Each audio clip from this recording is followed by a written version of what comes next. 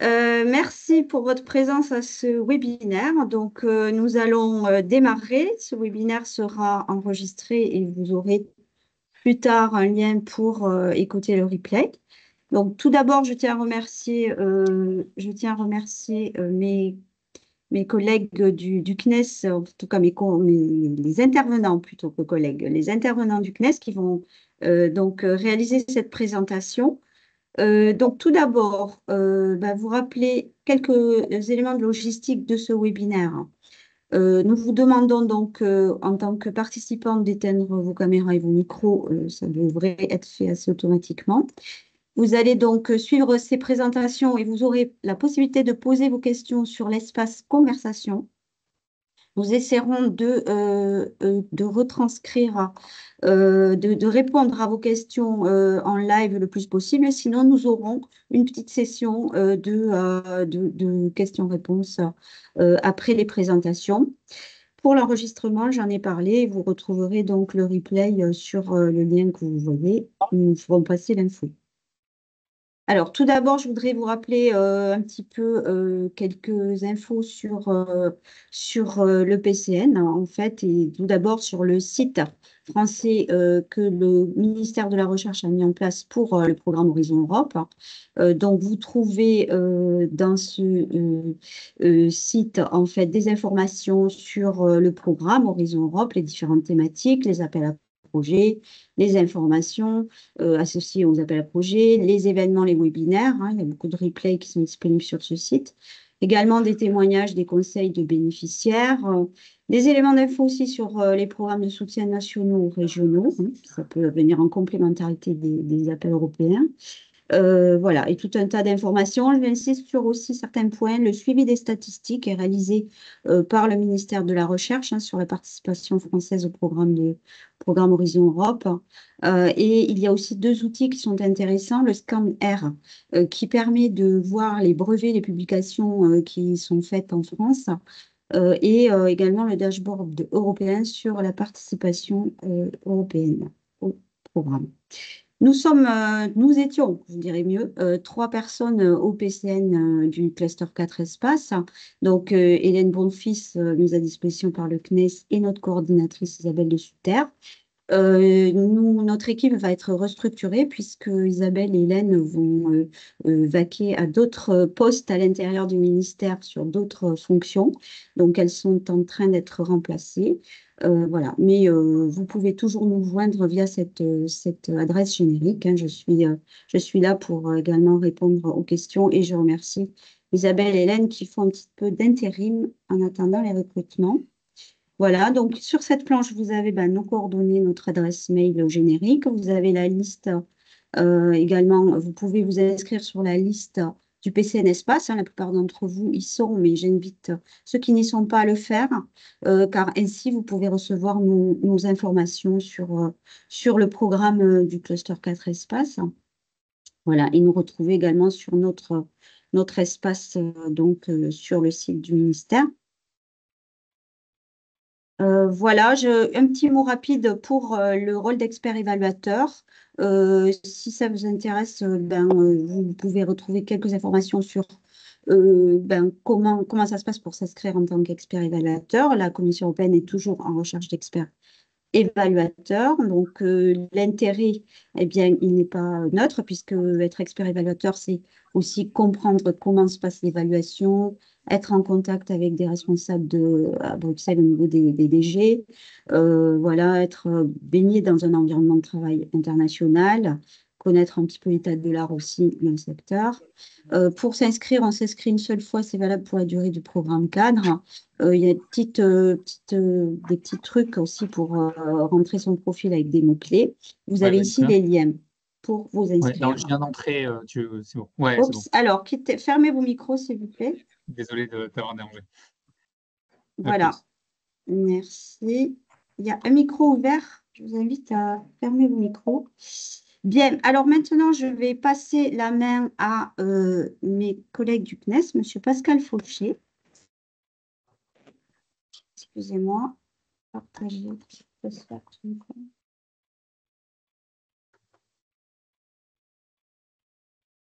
Voilà. Voilà, je vais. Non, est-ce que. Alors, peut-être qu'il faut qu'on se mette. Ça peut marcher. Ici, voilà. Moi, je veux arrêter mon caméra, donc c'est ici. Voilà. Ça ne marche pas.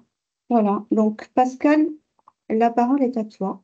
Très bien. Bonjour à tous.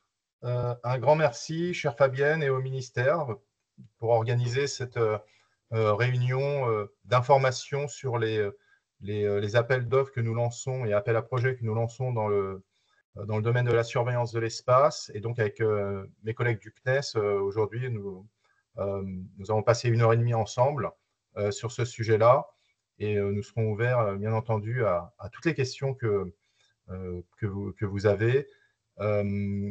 Alors, il y a beaucoup de slides. Nous vous communiquerons toutes ces slides, mais nous n'envisagerons pas de tout présenter. Donc, il est préférable pour vous d'avoir accès à toute cette information qui vous sera envoyée par email. Mais par souci le temps étant limité ce matin, il est préférable d'aller directement dans le vif du sujet. Alors, on m'a demandé de vous présenter en quelques planches tout d'abord ce qu'est cette initiative IUSST. Alors, peut-être que, alors voilà, ça c'est l'agenda de notre conversation ce matin. Donc, je vais faire une introduction sur cette composante du programme spatial IUSST de l'Union européenne. Ensuite, Maïke et Cassien et Monique et mes autres collègues vous présenteront les conditions pour répondre aux différents appels d'offres, le bilan d'école publié et surtout les opportunités à venir. C'est le plus important pour vous d'être bien informés et au courant des calls qui vont sortir. Alors, voilà, merci. Tout d'abord, rappeler que IUSST, c'est un partenariat qui est composé de 15 États membres de l'Union européenne, que nous sommes soutenus par la Commission européenne et nous nous appuyons sur IUSPA en tant que front desk. Et nous avons adopté ensemble, depuis des années, depuis 2015, une structure de gouvernance qui est intrinsèquement duale, qui permet de prendre en compte et de préserver les intérêts de sécurité souverains des États membres, tout en restant dans le cadre d'un programme civil.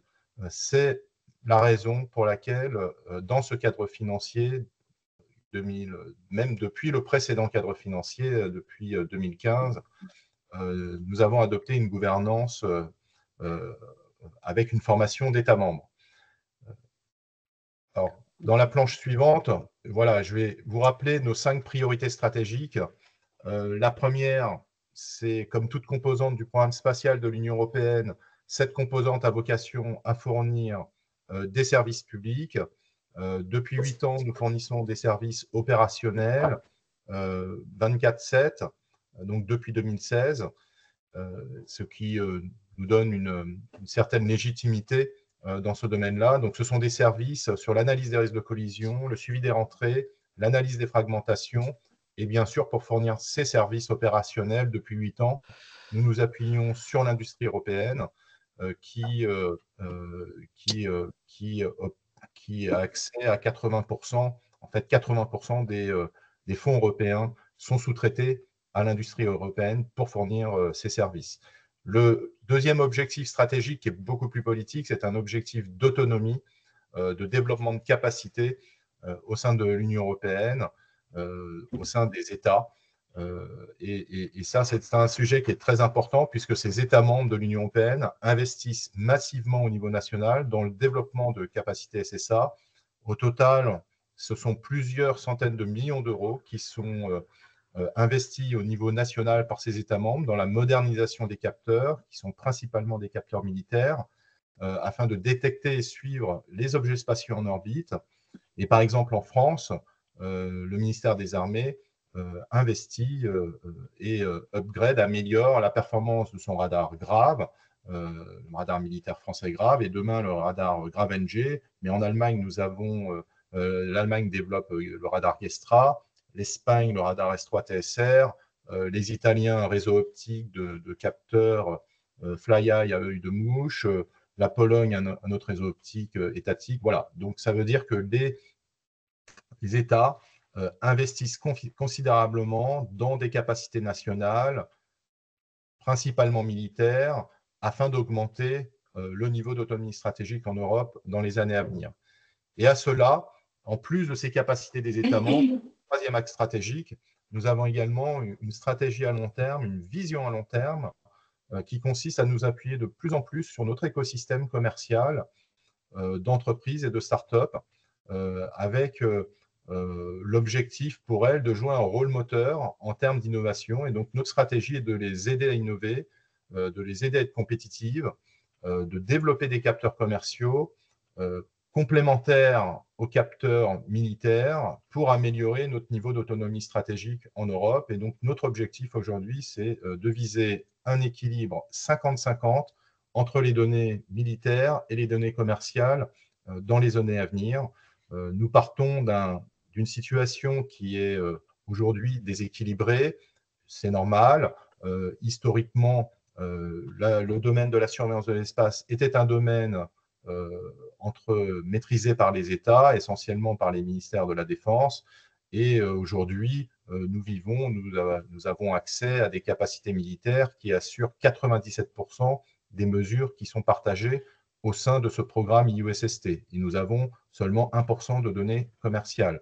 Donc, c'est cette stratégie qui aujourd'hui nous conduit à investir massivement dans les capacités commerciales pour remonter la pente et viser un équilibre 50-50 entre les données militaires et les données commerciales. Alors, nous sommes aujourd'hui complètement dans une phase d'exécution de cette stratégie. Vous le verrez dans le bilan qui vous sera fait et dans les appels d'offres, les opportunités qui vous seront présentées. Au total, c'est pour la partie uniquement développement de capacités commerciales, ce sont 70 millions d'euros sur les 2 prochaines années que nous avons obtenus pour mettre en œuvre cette stratégie. Bien sûr, on espère être beaucoup plus ambitieux dans le futur, mais c'est le début.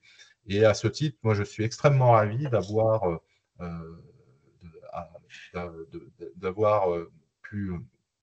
nous avons pu sélectionner en juin dernier 7 entreprises en Europe, dont 3 entreprises françaises, pour fournir des données commerciales SSA à ce programme IUSST. Nous avons sélectionné 7 entreprises pour un montant d'environ 15 millions d'euros et le retour vers la France a été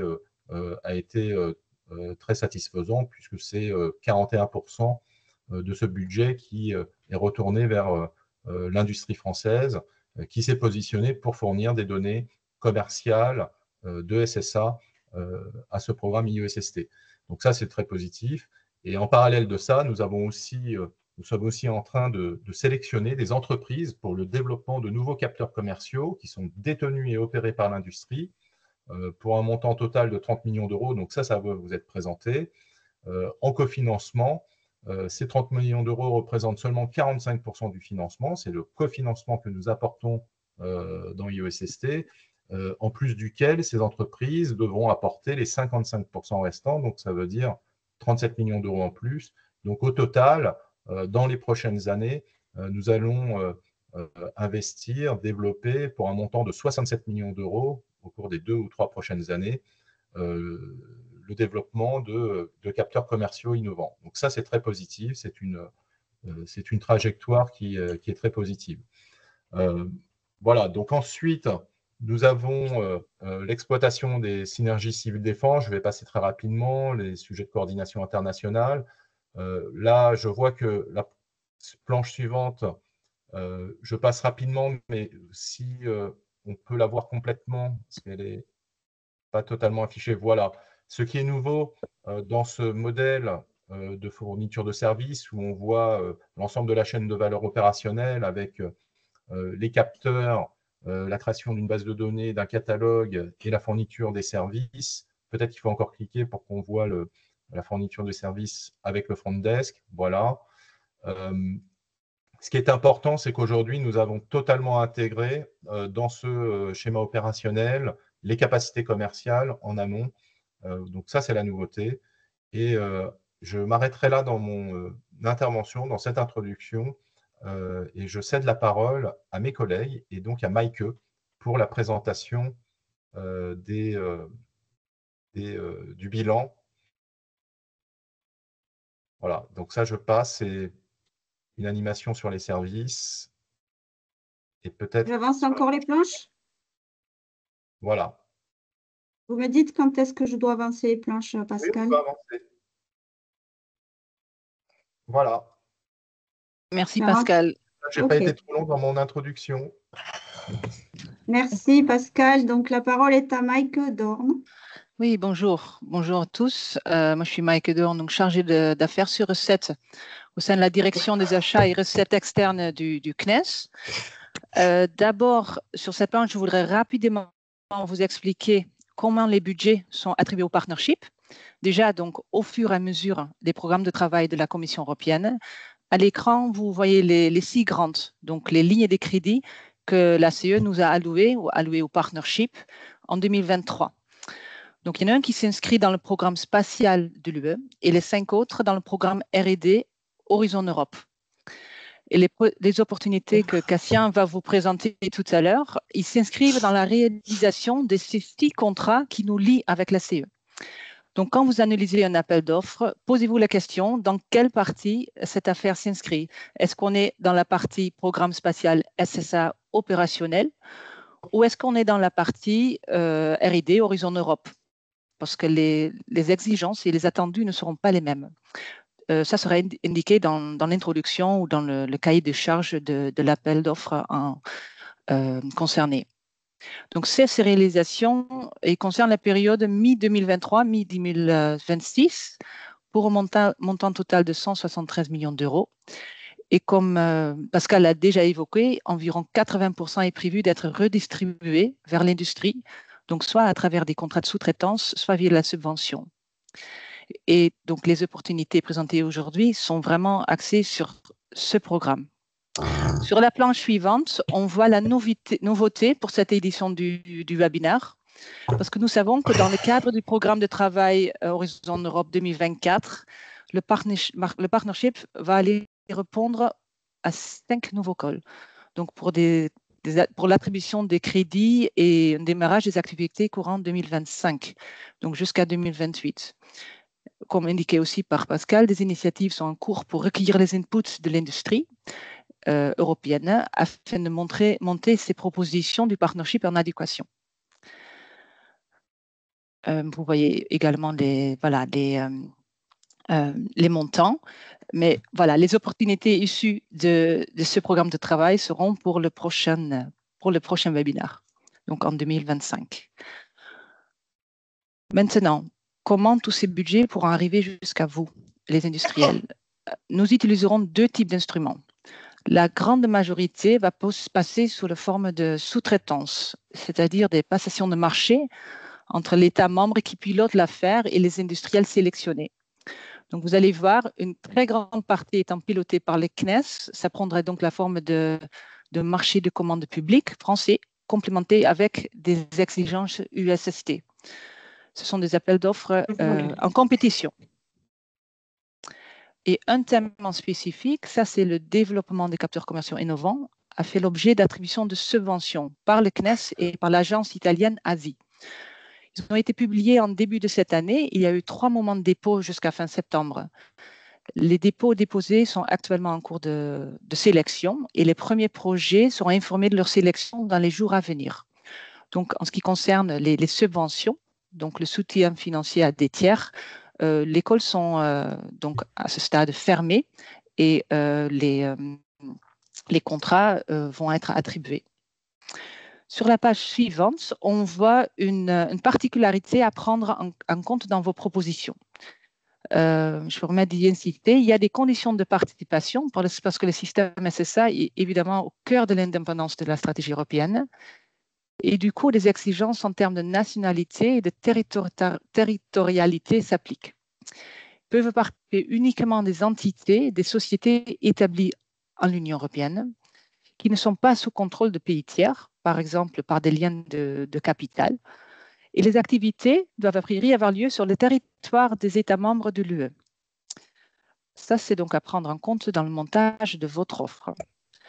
Ça concerne la liste des activités dites sensibles, à ne pas confuser avec des activités classifiées.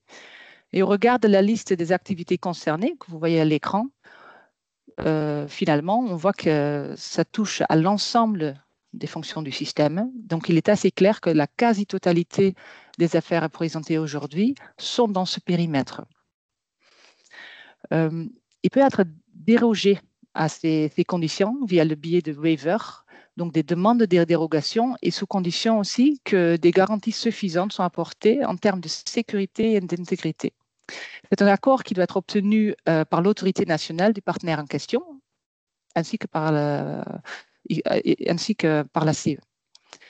Tous nos appels d'offres contiennent les instructions et les documents relatifs à la conformité de ces conditions.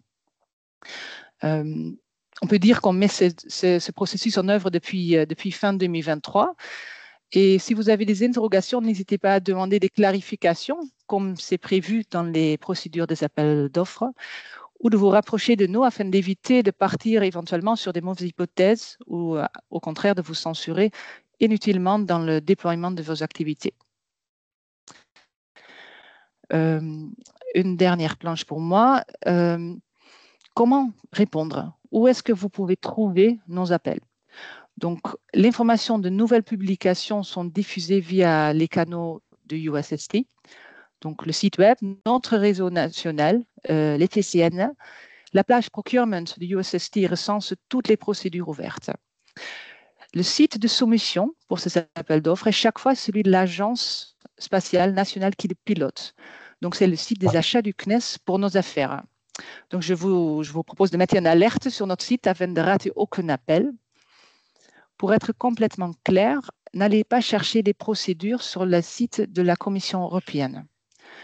Aussi, ne cherchez pas les références d'écoles Space Programming Course en Europe d'il y a quelques pages, car celles-ci sont destinées au partenariat, au partnership, et donc pas à vous. Vous devez être à l'affût des publications sur les sites achats des agences. Pour moi, c'est finalement les conseils pratiques que j'aurais pour vous. Et maintenant, je vais donner la parole à Cassien qui va vous présenter par thème les différents appels d'offres. Et c'est donc bien sûr ces références que vous devez surveiller. On indiquera le titre, l'agence qui le publiera, ainsi que la date estimée de publication afin de faciliter votre veille. Merci.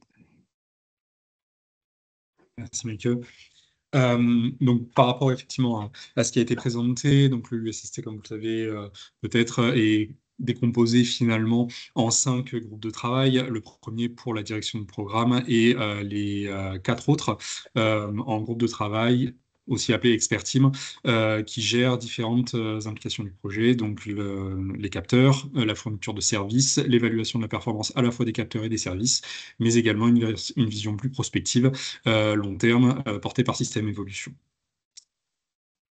Donc pour ce qui est du premier groupe de travail, on a un certain nombre d'appels d'offres qui sont passés dans le cadre effectivement du Space Programme, donc vous avez déjà pu avoir eu connaissance, donc l'achat de données commerciales et les subventions de capteurs innovants. Pour ce qui est du premier batch sur l'achat de données commerciales, donc il a été clôturé comme l'a rappelé Pascal, nous avons déjà fait les sélections et les contrats sont en cours de signature et de démarrage. Pour le deuxième appel d'offres, la publication est attendue courant janvier 2025, en démarrage des activités en juillet 2025. Pour ce qui est ensuite des subventions, donc là où on accompagne finalement les industriels à fournir des nouveaux capteurs ou de mise à jour des capteurs existants, du réseau existant, dans le but d'être opérationnel. Ces 2 batchs, comme l'a rappelé Maike, sont clôturés aujourd'hui et la sélection pour le batch 1 est en cours de finalisation et pour le batch 2, nous sommes en cours d'analyse des réponses que nous avons reçues très récemment. Donc, comme l'a rappelé Pascal, 7 candidats pour l'achat de données ont été sélectionnés. Vous avez la liste ici. Donc, Six Rose, Aldoria, Ryan Group, Deimos, GMV, Safran et Sibila. Donc pour ce qui est du deuxième appel d'offres d'achat de données commerciales, comme je le disais, ouverture courant janvier 2025 pour un démarrage juillet 2025 et fin des activités en juillet 2026. Tout comme le premier, deux lots sont attendus, complètement indépendants. Un lot sur la surveillance pour fournir des données en routine. Et un lot plus destiné à répondre aux demandes d'observation qui seraient spécifiées par EUSST en cours de contrat. Et évidemment, seuls les projets, seuls les objets publics sont éligibles dans les demandes d'observation et tout type de technologies sont éligibles dans la mesure où elles sont opérationnelles. Vous avez ici les types de technos qui sont aujourd'hui gérés par EUSST, donc les télescopes, les radars mono-bistatiques, le passif RF, mais également les solutions SBSS combinant potentiellement ces autres types de technos. Donc peut-être on peut passer pour le merci. Donc ensuite, pour tout ce qui est appel d'offres associés à des groupes de travail techniques, des experts teams techniques. Donc au niveau capteur, vous avez ici un certain nombre de calls qui sont attendus. Donc aujourd'hui, tous ces calls sont attendus à être publiés dernier trimestre 2024 pour un démarrage des activités, premier voire deuxième trimestre au plus tard 2025. Donc il va y avoir un call sur l'amélioration de la connectivité des capteurs utilisés par l'Agence spatiale polonaise, le développement de modules et d'intégration pour adresser finalement la surveillance et le monitoring des capteurs portés par l'Agence spatiale espagnole, un banc de calibration associé porté par également l'Agence spatiale espagnole et dont les travaux sont partagés entre ce groupe de travail-là et le groupe de travail qui évalue évidemment la performance du réseau en raison des synergies qui sont créées. Et enfin, l'amélioration finalement et la fourniture de données optiques portées par l'Agence spatiale polonaise, dont le contrat est déjà en cours en cours de réalisation. Pour ce qui est du Work Package 4, donc destiné aux services, comme l'a rappelé Pascal, le USST fournit les 3 services de base, anti-collision, fragmentation et réentrée, mais également un service subsidiaire qui n'est pas public, mais qui est utilisé évidemment aussi en complément pour fournir ces 3 services, qui est le catalogage des objets sur la base du réseau USST. Donc, pour pouvoir répondre à cela, un certain nombre d'appels d'offres sont diffusés. Le premier étant la réalisation du service d'anti-collision, dont la redondance est faite entre France et Espagne.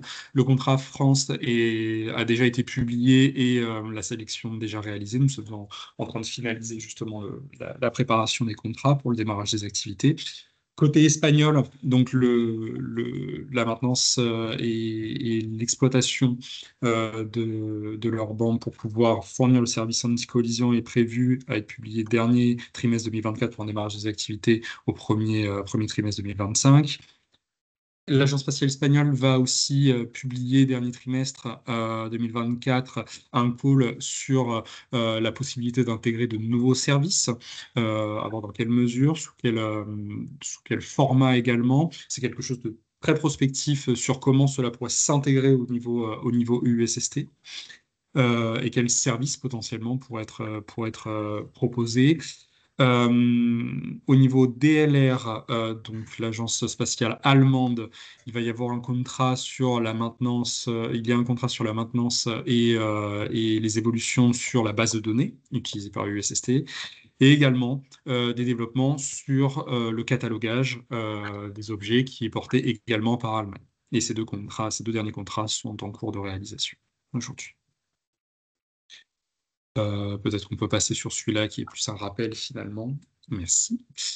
Ensuite, le troisième groupe de travail qui porte sur l'évaluation de la performance à la fois du réseau mais également de la fourniture de services a pour but justement de lancer c'était prévu sur ce trimestre-là, dériver un petit peu sur le dernier trimestre 2024, un appel d'offres destiné à développer une infrastructure et un logiciel complètement intégré destiné à superviser et à gérer les alertes liées à la performance du réseau, mais également des services. C'est vraiment quelque chose, un outil qui doit être vu comme une supervision, un outil de supervision et d'alerte, pour pouvoir après nous challenger et animer le réseau et la fourniture de services afin de garder toujours une chaîne de valeur de haute qualité, de haute efficacité.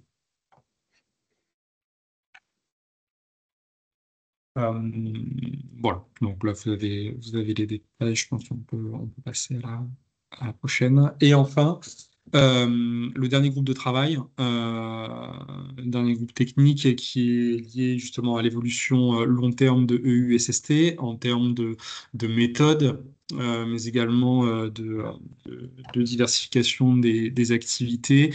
Donc là, comme vous pouvez le voir ici, ce dernier groupe a pour but en fait d'intervenir sur l'amélioration ou le développement de nouvelles méthodes couvrant tous les niveaux d'implication de USST afin, in fine, de rendre des services. Donc, vous avez le premier niveau qui est sur évidemment le traitement des données et l'acquisition des données. Ensuite, sur la base de ces données, d'améliorer les méthodes du catalogue que nous utilisons pour ensuite fournir les services, qui est le troisième niveau, et améliorer justement les algorithmes que l'on utilise pour rendre ces services. Et enfin, un dernier niveau qui est plus comment finalement EUSST peut s'intégrer pleinement et peut s'interfacer pleinement avec l'écosystème industriel européen, en notamment poussant des solutions de nos industriels européens au travers de USST via un contrat que je vais vous présenter tout à l'heure. Donc voici la liste de tous les contrats portés par Système Evolution sur les différents horizons Europe, top 1 à 3, top 5 étant un petit peu à part, j'y reviendrai, et top 4 n'étant pas concerné par cela. Donc là, on parle bien de calls, comme l'a dit Maïke, dans ce cas-là, nous sommes sur des calls purement R&D, et non pas sur des calls Space Program. Donc, comme vous pouvez le voir, un certain nombre sont attendus pour la fin de l'année 2024 et un démarrage des activités qui serait au plus tard, je dirais, deuxième trimestre 2025, avec un objectif quand même d'être opérationnel premier trimestre 2025, étant donné que toutes nos activités, dans le cadre de ces R&D, doivent se clôturer au plus tard en juin 2026 en raison de la convention qui nous lie à EUSST. Évidemment, tous ces contrats tous ces appels d'offres sont des appels d'offres et ne font pas l'objet de subventions. Donc le premier est un contrat un appel d'offres qui va être publié prochainement, porté par le DLR sur le développement de méthodes pour améliorer la caractérisation des incertitudes dans le cadre des propagations analytiques qui nous servent pour faire les évolutions long terme. Voilà. Un seul contrat est attendu. Et je précise que dans toutes ces présentations, je ne divulguerai pas le budget associé à chaque appel d'offres qui sera poussé par contre au moment de l'ouverture de l'appel d'offres, car étant des contrats de R&D. Donc ensuite, nous avons quelques appels d'offres à venir ou en cours sur le développement du concept de jumeaux numériques dans nos études d'architecture qui nous servent justement à définir la performance théorique du réseau et comment nous pourrions, quelles actions nous pourrions mettre en place pour pouvoir accroître cette performance. Donc pour cela, nous avons un banc de simulation qui se base sur des données purement déclaratives aujourd'hui, et le but est justement d'introduire ce concept de jumeaux numériques à l'intérieur de ce banc pour le rendre plus réaliste et pour pouvoir notamment avoir des fonctions de rejeu afin de challenger finalement ce que nous disent les fournisseurs de données, qu'ils soient étatiques ou commerciaux, lorsque l'on voit que certaines détections qui auraient dû avoir lieu notamment, n'ont pas lieu en réalité. Donc, ce sont des activités qui sont portées par France et Allemagne et Espagne, puisque les deux nationalités fonctionnent en redondance sur sur ces travaux-là. Les calls français sont déjà clôturés. Nous sommes en train de terminer la sélection pour un démarrage des activités, je l'espère, en novembre de cette année.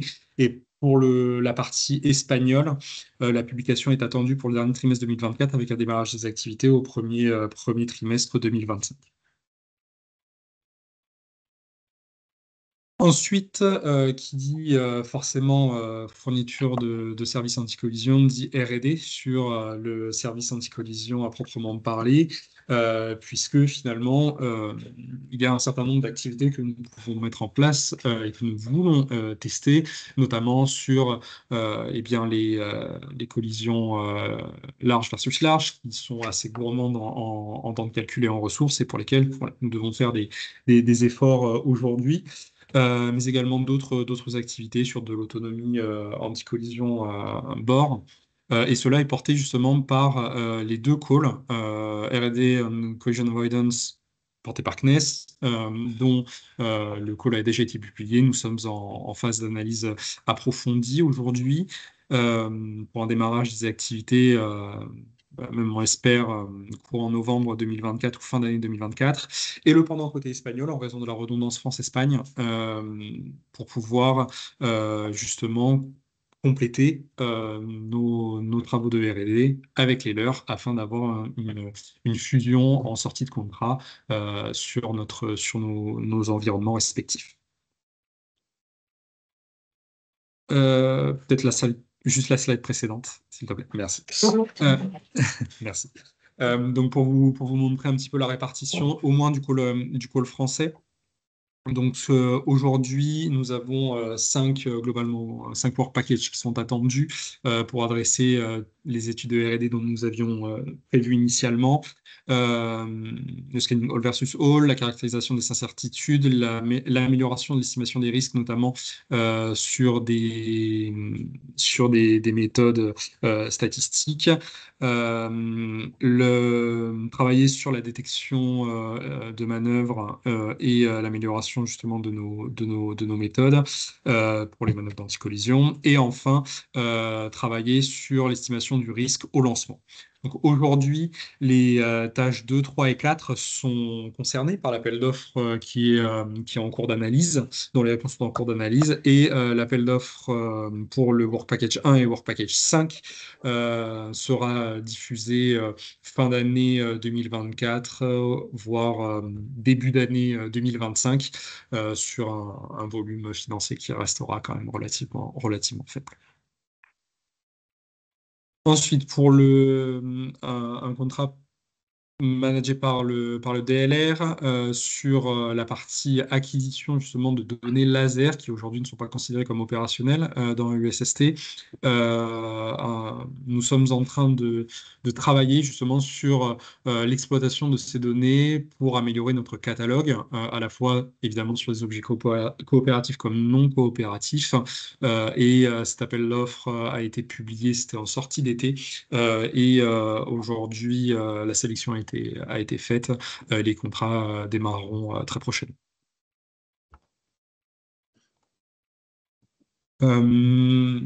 Dans la même lignée des deux finalement appels d'offres précédents, pour améliorer notre catalogage, nous avons besoin effectivement d'améliorer aussi la détection, la connaissance que nous avons sur les manœuvres dans le cas où eh bien, l'opérateur ne nous fournirait pas des informations suffisamment précises ou une éphéméride suffisamment de qualité pour pouvoir les améliorer. D'avis sur les dénominations, renominations. Excusez-moi, une personne a son micro ouvert, s'il vous plaît. Savoir et apprécieront, c'est que dans la hiérarchie. Excusez-nous, Cassien. Alors, il y a une personne qui n'a pas éteint son micro. J'essaie de couvrir la voix pour ne pas divulguer. C'est très gênant. Le relogement du club de judo. Alors, comment on va faire? Comment on peut faire? Là?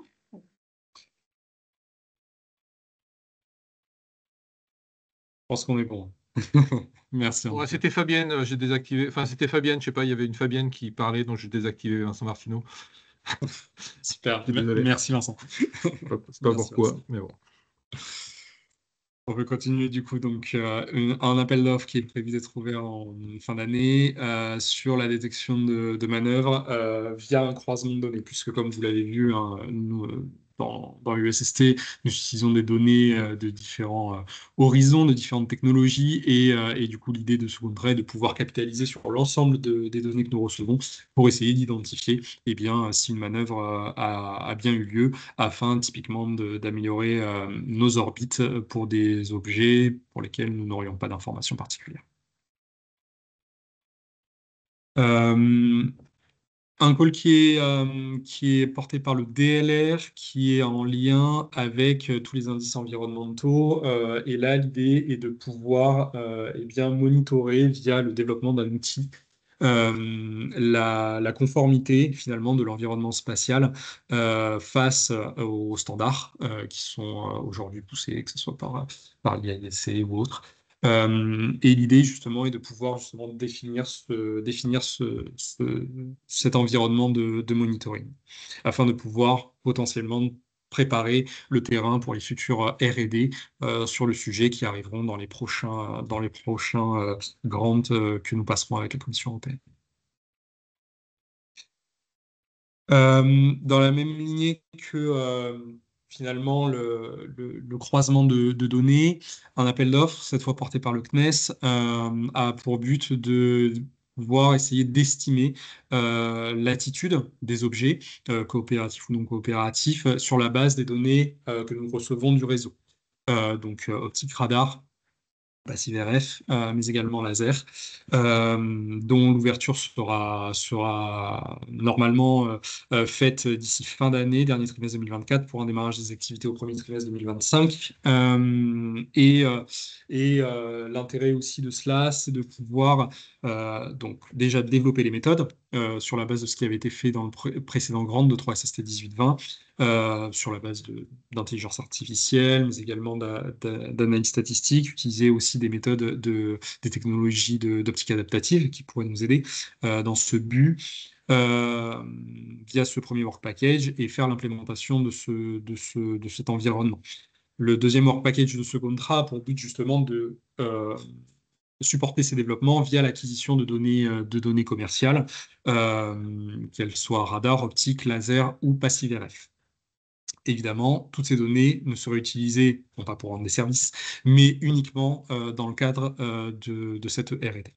Et enfin, un work package qui est optionnel et qui est plus prospectif serait à l'image de ce que l'on fait pour le CA, essayer de voir s'il est possible de définir un environnement où on pourrait screener le catalogue afin de détecter des objets qui présentent des comportements anormaux, des régimes d'attitude anormaux, afin de faire une analyse approfondie. Cela pourrait aider notamment sur aux activités de mission, de support mission, de fin de vie, mais également à supporter des missions d'ADR.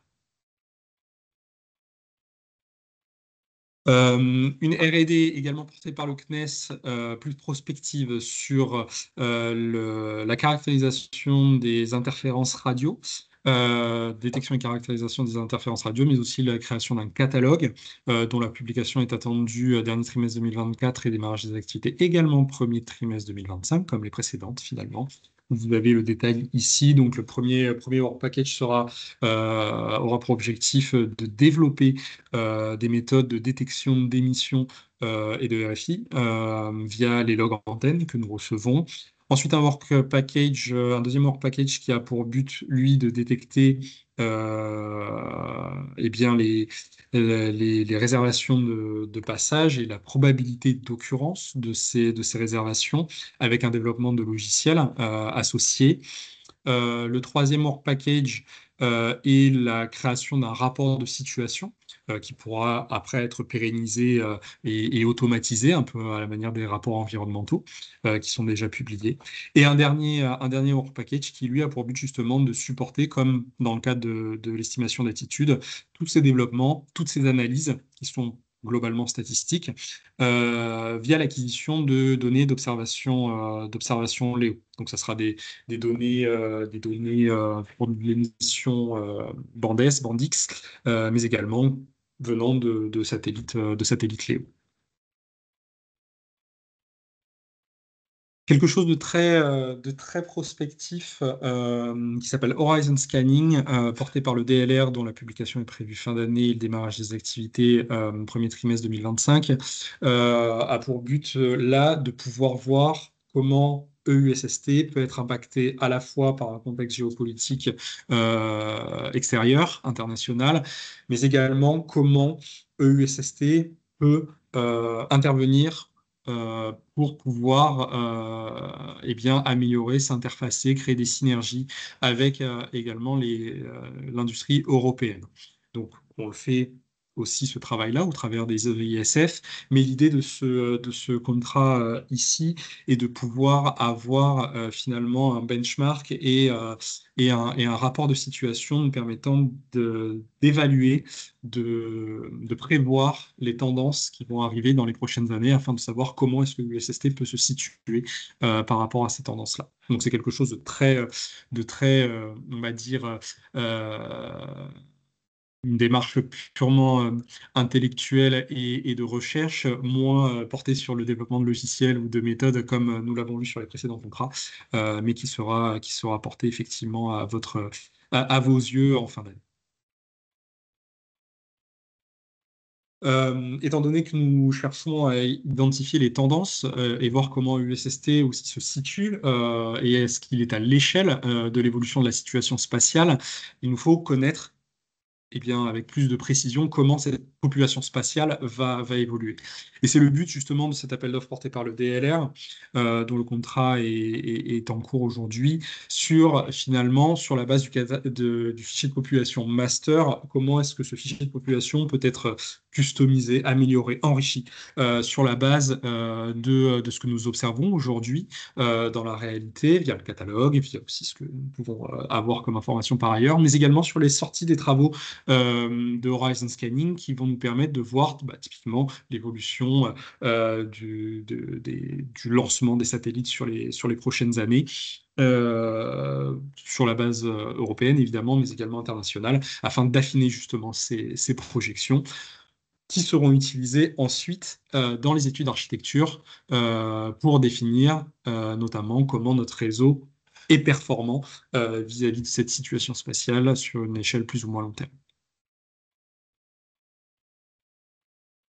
Nous allons aussi travailler à partir de fin 2024 sur l'identification justement des objets qui seraient potentiellement dangereux,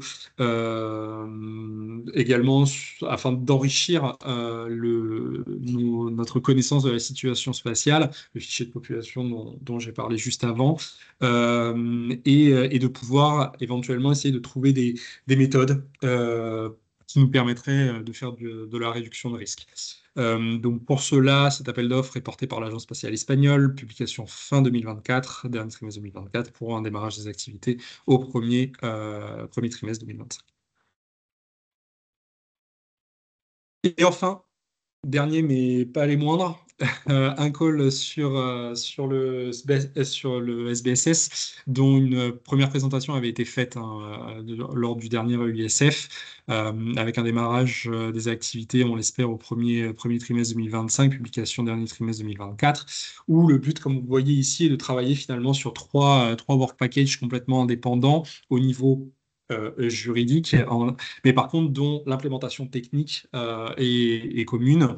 Donc, travailler sur le développement de charges utiles auxiliaires qui pourraient être pluguées à des missions LEO-MEO-GEO, comme aussi une constellation comme Iris-Square, pour pouvoir faire de l'observation spatiale destinée à faire des activités SSA sans impact sur la mission principale ou sur la charge utile principale de ce satellite. Un deuxième work package qui a pour but justement aussi de travailler sur des charges utiles principales cette fois, afin de voir comment ces charges utiles peuvent être développées, améliorées, afin de contribuer davantage aux activités SSA. Et un troisième work package qui, lui, a pour but finalement de travailler sur la capacité à détourner un équipement qui ne serait pas prévu pour faire de la SSA au départ, mais qui pourraient justement, de manière opportuniste, contribuer. Par exemple, des star trackers qui pourraient fournir de l'information de manière opportuniste sur des satellites qui passeraient dans le champ de vue de l'objet, de l'équipement. Donc au niveau technique, en fait, ces trois work packets, ces trois lots juridiques vont être divisés en trois tâches techniques. Une première qui a pour but de tester le hardware et de faire tout le design de la solution au niveau matériel. Dans le but, in fine, de développer un engineering model qui restera évidemment sous le contrôle industriel, mais qui est attendu quand même en sortie de contrat.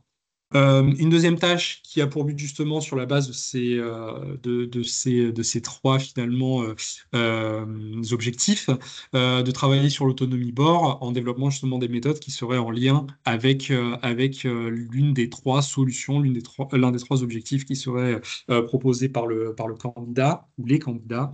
Et enfin, une troisième tâche qui a plus vocation de perspective long terme, de projection long terme, afin d'estimer une fois opérationnel, ce que la solution pourrait donner en termes de performance, en termes de capacité de détection, en termes aussi de coûts, afin de pouvoir se projeter. Donc toutes ces activités-là, portées par Horizon Europe, sont quand même des activités qui sont à des TRL limités. TRL 6 à 7 maximum en sortie, afin de pouvoir, en raison des règles de Horizon Europe, rester sous le cadre d'un financement 100% EUSST. Et enfin, le dernier top 5, qui a pour but plus d'adresser des questions de sécurité. Donc, vous voyez ici un certain nombre d'activités. La plupart, pareil, la plupart des appels d'offres vont être publiés fin d'année 2024, début d'année 2025, pour un démarrage des activités au plus tard deuxième trimestre 2025. Donc, vous avez une activité portée par le DLR sur l'amélioration de la base de données du catalogage, une R&D sur justement comment, portée par Espagne, destinée à évaluer comment finalement USST pourrait servir finalement de catalyseur pour les solutions commerciales et les promouvoir via une plateforme dédiée. Une autre activité portée sur la sécurisation du réseau que nous utilisons aujourd'hui dans EUSST et qui est portée par l'Allemagne, en charge également de tous les aspects sécurité de EUSST.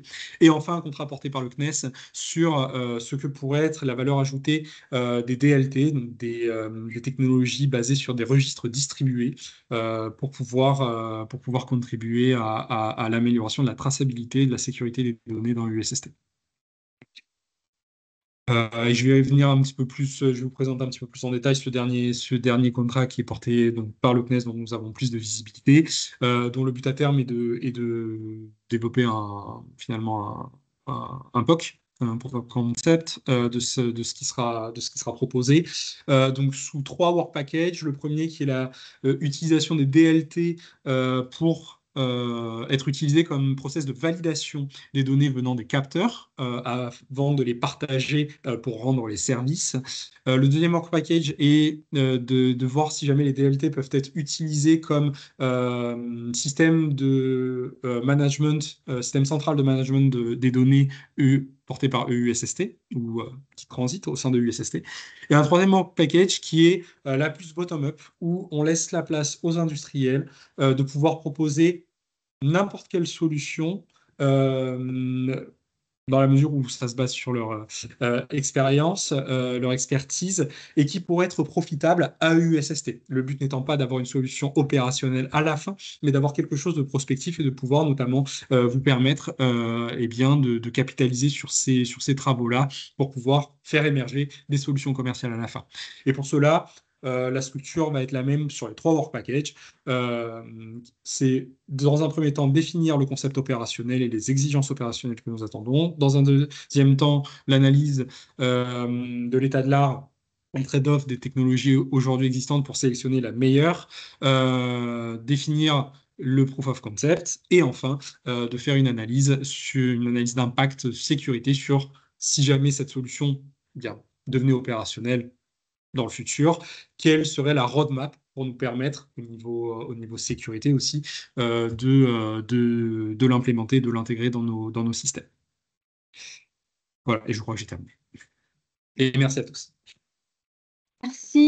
Merci beaucoup, Cassien. Donc, je vais Bonjour. arrêter le partage. Merci. Est-ce que c'est possible de poser une question?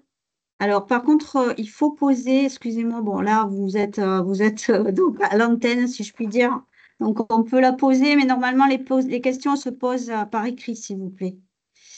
Mais est-ce que... Alors, attendez, excusez-moi, je vais juste vérifier. Alors, il y a une question, j'ai quelques questions qui sont arrivées sur le chat, mais qui ont été, je pense, répondues en séance. Oui, les présentations seront diffusées. Bien sûr, les slides, vous les aurez.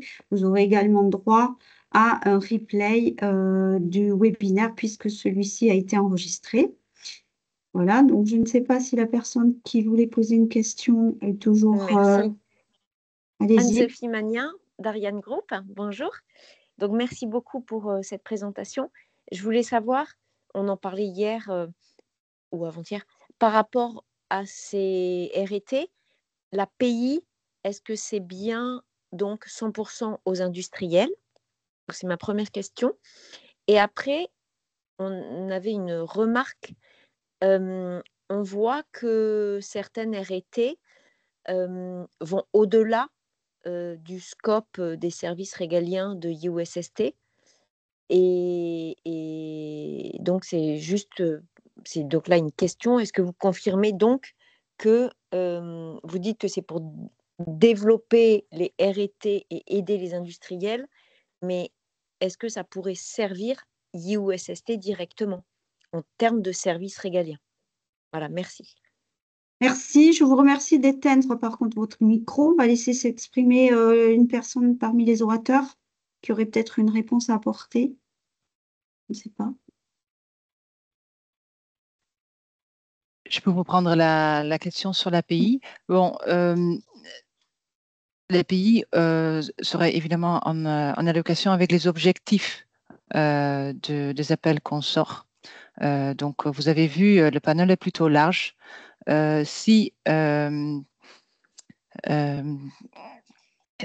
call a pour objectif voilà, de faire monter en compétence l'industrie française, l'industrie européenne, les clauses de pays seront évidemment en adéquation avec cet objectif-là. Donc, je ne peux pas vous dire que voilà, l'API serait toujours pour le contractant, mais évidemment, c'est des questions qui sont au cœur de nos préoccupations au moment qu'on monte ces appels d'offres. Merci, merci Michael. Écoutez, pour la deuxième partie de la question, je ne sais pas si un des orateurs CNES souhaite s'exprimer. Sinon, je vois que l'heure tourne, hein. Nous devions nous quitter à midi. Il nous reste donc 2 petites minutes et j'invite peut-être la personne à poser la question directement aux orateurs, peut-être par mail ultérieurement. Voilà, donc juste, moi, je me reste à vous remercier pour cette présentation qui m'a semblé extrêmement complète, avec de nombreuses opportunités pour le tissu économique spatial. Voilà. Juste avant de fermer le webinaire, Maïke, est-ce que nous avons vu qu'il y avait plusieurs appels dont la date n'était pas complètement connue, hein, puisqu'on parle en trimestre. Donc, il faut rester en veille sur les sites des agences, dont celle du CNES, ce qui a peut-être en moyenne de mettre des alertes ou lorsque les appels sont parus. Fabienne, oui, bonjour, c'est Hélène Bonfils. Normalement, il a été convenu en interne CNES que les appels, Maïke me transmet les appels et nous les communiquons via notre weblist PCN. Parfait. Voilà, donc merci pour cette précision, Hélène. Donc, ça veut dire que soyez bien connectés à nos actualités du PCN Espace et nous vous ferons passer ces opportunités. Voilà, écoutez, je vais clôturer ce webinaire. Je vous remercie à tous d'être venus nombreux. Merci encore au CNES pour cette intervention et très bon appétit à tout le monde. Au revoir. Merci à tous les présentateurs. Au revoir à tous.